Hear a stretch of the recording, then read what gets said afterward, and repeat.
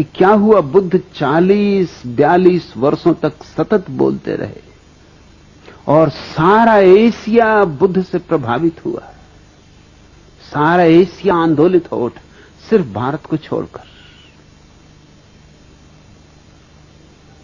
तो या तो कसूर बुद्ध का हो या कसूर भारत का हो। बुद्ध का तो कसूर हो नहीं सकता। हां, अगर कसूर इसको ही कहो तो बात और कि उन्होंने सत्य को जैसा था वैसा ही कह दिया, सीधा सीधा कह दिया, नग्न कह दिया। भारत के पांडित्य के वस्त्रों से न पहनाए, और मैं कहता हूं अच्छा किया कि न पहनाए।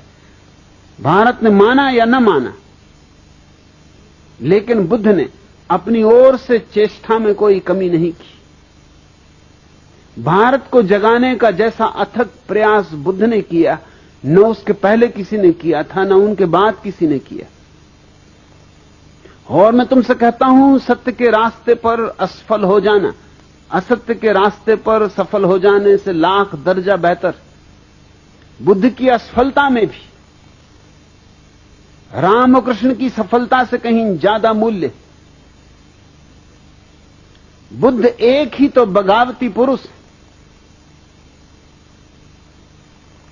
भारत के जीवन में अगर कहीं कोई नमक है तो वो बुद्ध के कारण, थोड़ा कुछ स्वाद है तो बुद्ध के कारण, नहीं तो भारत बिल्कुल बेस्वाद होता। क्यों बुद्ध को नहीं सुना जा सका? कई कारण हैं। पहला कारण तो भारत के पंडित हैं, पुरोहित हैं। उनका जाल पुराना है, कोई 10,000 साल पुराना है।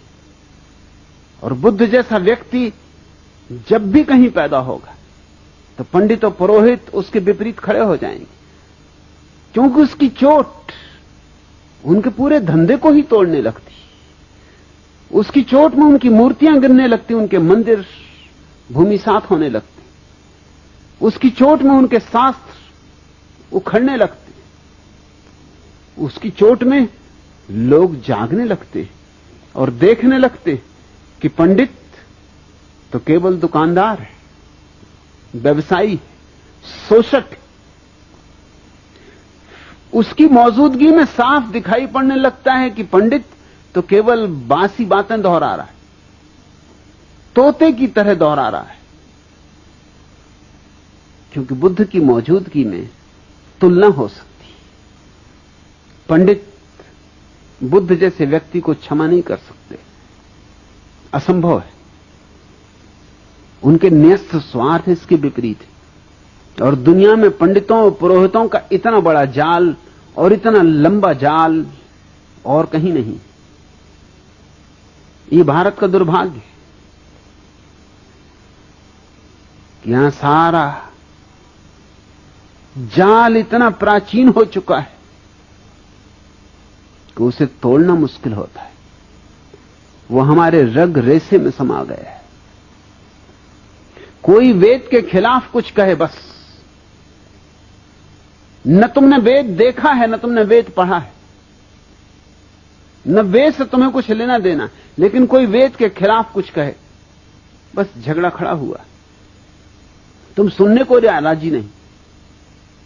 भारत में आज भी लोग कहे चले जाते हैं कि वेद ईश्वरीय है, ईश्वर ने रचा है। बड़ी हैरानी की बात मालूम पड़ती। पढ़े लिखे लोग, सुशिक्षित लोग, विश्वविद्यालयों में पढ़ाने वाले लोग भी यही मूर्खतापूर्ण बात कहते हैं कि वेद ईश्वर ने रचा है। और जरा वेद को कहीं से भी तो उलट कर देख लो तो तुम्हें साफ हो जाएगा कि ये बातें ईश्वर ने कैसी रची होंगी। हर वेद की ऋचाओं का जो अध्याय है उसके पहले ही ऋषि का नाम दिया हुआ है कि किस ऋषि के ये सूत्र हैं। और उन सूत्रों से जाहिर होता है कि वो मनुष्यों के रचे हुए। कोई ब्राह्मण कह रहा है कि इस साल हे इंद्र देवता मेरे खेत में अच्छी तरह वर्षा करना, मैं खूब दान दक्षिणा दूंगा, यज्ञ करूंगा, तुम्हें खूब सोमरस पिलाऊंगा। अब जरा सोचो, क्या ये भगवान लिखेगा? भगवान का खेत। और मेरे खेत में वर्षा ठीक से कर देना, ये तो किसी आदमी की ही बात हो सकती है। ये तो इतनी साफ है कि किसी बच्चे को भी समझाने की जरूरत नहीं। और मामला यहीं खत्म नहीं होता। मेरे खेत में ज्यादा वर्षा करना और पड़ोसी के खेत में वर्षा हो ही ना, तो चढ़ोतरी खूब चढ़ाऊंगा। ये तो और भी बात बिगड़ गई। ये तो मानवीय भी ना रही, अमानवीय हो गई। और मेरी गऊओं के थन में दूध बढ़ जाए और पड़ोसी की गऊओं के थन का दूध बिल्कुल सूख ही जाए, ये ईश्वर कहेगा? ईश्वर का कौन पड़ोसी? सब गऊएं उसकी, सबे भूमि गोपाल की, सारी भूमि उसकी। कौन सी मेरी और कौन सी तेरी? वहां भी मेरा तेरा चल रहा है। तो बुद्ध ने यही कहा कि वेद कोई ईश्वरी शास्त्र नहीं है, कोई शास्त्र ईश्वरी नहीं, सब शास्त्र आदमियों ने रचे। और आदमियों में कई तरह के आदमी, कुछ तो आरिफों ने रचे हैं जिन्होंने जाना शायद वहां कुछ सत्य की दूर की ध्वनि सुनाई भी पड़ जाए, मगर ये गऊओं के थनों में दूध बढ़ जाए इसकी प्रार्थना करने वाले लोग आरिफ नहीं हो सकते।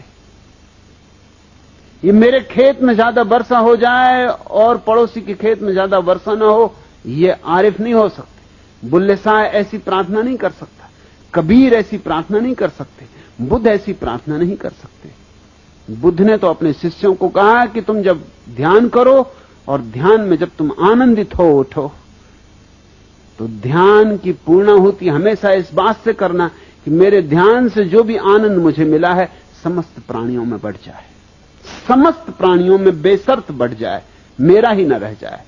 क्योंकि जो मेरा रहेगा तो मर जाएगा और जो सब में बढ़ गया तो बच जाएगा। बांटने से बढ़ता है, रोकने से घटता है। एक आदमी ने बुद्ध से जाके कहा था कि आप कहते हैं तो करूंगा, इतनी भर आज्ञा चाहता हूं कि मेरा जो पड़ोसी बहुत दुष्ट, उसको छोड़ के मैं कह सकता हूं कि सबको मिल जाए।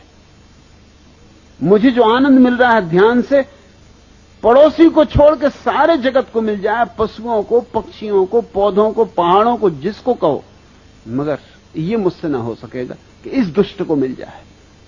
इसको भर छोड़ने की आज्ञा दे दें। बुद्ध ने कहा उसके छोड़ने में ही सब गड़बड़ हो जाएगी, क्योंकि मैं वही मन तो बदलना चाहता हूं जो दोस्ती और दुश्मनी की भाषा में सोचता है, जो अपने और पराये की भाषा में सोचता है, जो मैं और तू के भेद में सोचता है। उस पड़ोसी को तो पहले मिले, फिर और सबको मिले, ऐसा तू ध्यान करना। ध्यान जब आए और आनंद जगे तो कहना पहले मेरे पड़ोसी को मिल जाए और फिर सबको। पड़ोसी को पहले मिलनी चाहिए, पड़ोसी है, तेरे से आनंद की धारा बहेगी तो पहले तो उसी को छुएगी, फिर औरों को छुएगी, फिर दूर चांद तारों को छुएगी। और तू कहता पड़ोसी को ही ना मिले, तो फिर धारा बहेगी ही कैसे? यहीं अड़चन आ जाएगी, यहीं पत्थर पड़ जाएगा। वेद ने जो कुछ कहा है वो आदमी की कामनाएं हैं, आदमी की वासनाएं। बुद्ध ने कहा कि वेद मनुष्य कृत है, और वो भी बहुत साधारण मनुष्यों द्वारा निर्मित है, जिनकी कोई महत्वपूर्ण बातें भी नहीं। कहीं कभार भूल चूक से कोई वेद में सूत्र मिल जाता है जो प्रशंसा के योग्य है, 1%, इससे ज्यादा नहीं। 99% तो कूड़ा कचरा है। इस बात को सुनते ही पंडित नाराज हो गए, और पंडितों का पूरा जो आयोजन था सारे जगत को ग्रसित किए हुए, उसने बुद्ध के खिलाफ जिहाद छेड़ दी। इसलिए बुद्ध को सुना नहीं जा सका, शायद मुझे भी नहीं सुना जा सकेगा।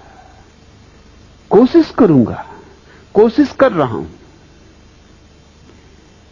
मगर मुझे इसकी बहुत फिक्र भी नहीं, और बुद्ध को भी इसकी बहुत फिक्र थी, ऐसा मत मानना।